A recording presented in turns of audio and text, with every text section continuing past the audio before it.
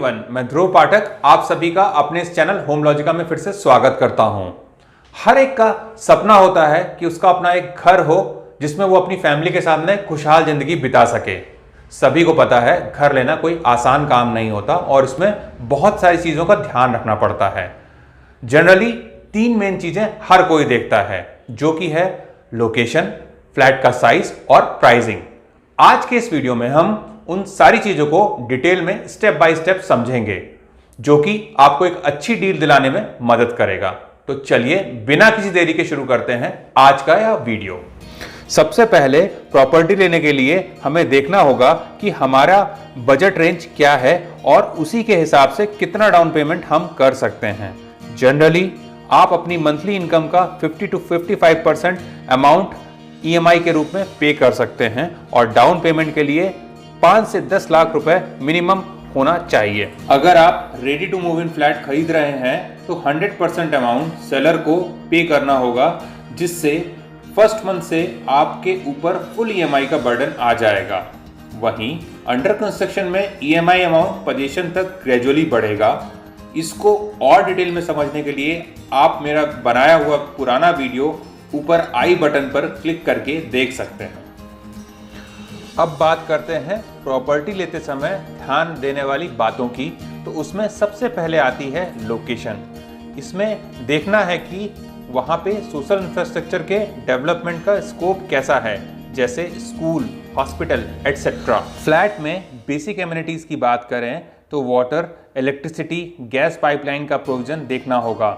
इसके साथ ही grocery store, daily ज़रूरतों की तमाम चीज़ें, ऑनलाइन पोर्टल की delivery, day care centre, gym, hospitals, school, domestic help, security and safety etcetera का भी ध्यान रखना होगा। इसके साथ ही एंट्री एग्जिट का direction, natural light, proper ventilation का भी ध्यान देना होगा। अंडर कंस्ट्रक्शन में डील करते समय फ्लैट में लिवेबल या यूजेबल एरिया पर ध्यान होना चाहिए, ना कि बिल्डअप या सुपर बिल्डअप पे। फ्लोर प्लान का प्रॉपर इवैल्यूएशन भी बहुत ज़रूरी होता है। हमें यह भी देखना होगा कि कहीं आपकी विसिनिटी में फ्यूचर कंस्ट्रक्शन की वजह से कहीं आपके फ्लैट का व्यू तो हैम्पर नहीं होगा। अगर एमिनिटीज़ की बात करें तो फ्यूचर के हिसाब से आज की रिक्वायरमेंट है इलेक्ट्रिक कार और bike charging points, coworking spaces, smart homes, sports academies etcetera.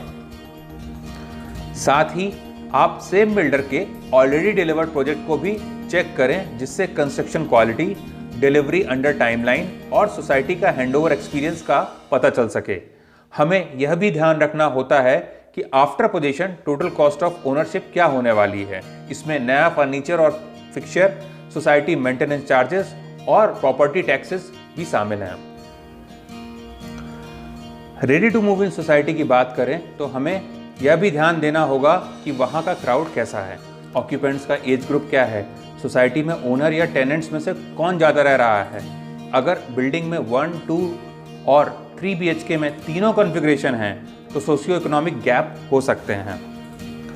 Home loan लेते समय भी मल्टीपल ऑप्शंस एक्सप्लोर कर सकते हैं, जैसे कि वुमेन को ओनर के केस में होम लोन और इकोनॉमिकल हो जाता है।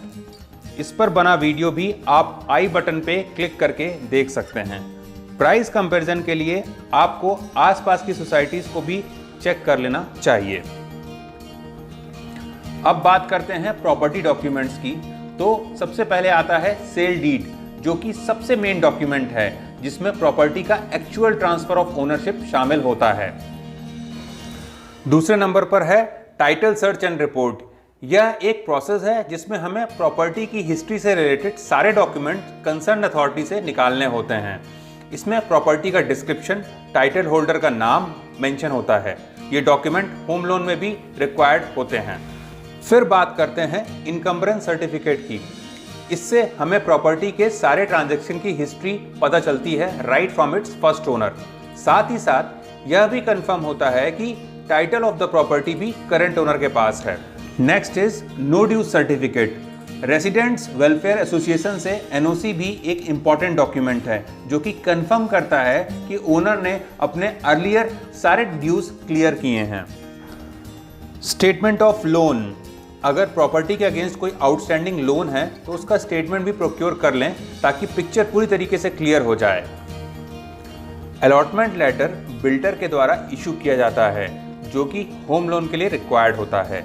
इससे यह भी पता चलता है कि आपने कितना अमाउंट बिल्डर को दे दिया है और जो बाकी बचे हुए अमाउंट के लिए आपने अप्लाई किया है वो अमाउंट पेंडिंग पेमेंट के जितना ही है या उससे कम है।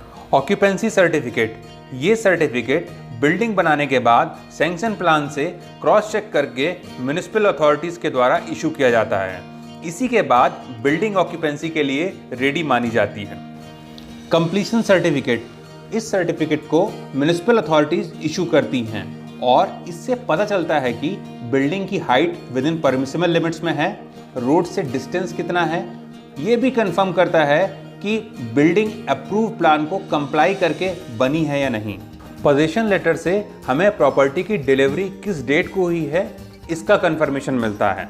आशा करता हूं आपको हमारे द्वारा बनाया गया वीडियो पसंद आया होगा। अगर आपको इस वीडियो में दी गई जानकारी अच्छी लगी तो इस वीडियो को लाइक, शेयर एंड सब्सक्राइब करना ना भूलें। जल्द ही आपसे दूसरे वीडियो में मुलाकात होगी। तब तक के लिए thank you and good bye.